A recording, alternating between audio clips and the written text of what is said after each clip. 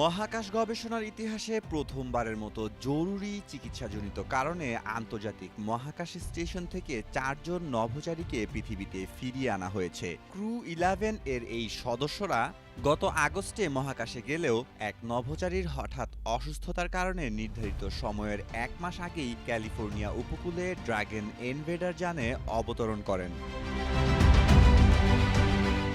১৯৯৮ সালে আইএসএস স্থাপনের পর এটি প্রথম মেডিকেল ইভাকুয়েশন বা জরুরি চিকিৎসা স্থানান্তর। এই দলে ছিলেন নাসার মাইক ফিঙ্ক এবং জেনা কার্ডম্যান এবং রুশ নভোচারী ওলেগ প্লাটনভ। তারা মোট ১৬৭ দিন মহাকাশে অবস্থান করেছেন। এই অভিযানের মাধ্যমে মাইক ফিঙ্ক সর্বপ্রথম ৫৪৯ দিন মহাকাশে কাটানোর এক অনন্য মাইলফলক স্পর্শ করেছেন, যা নাসার নভোচারীদের মধ্যে চতুর্থ সর্বোচ্চ।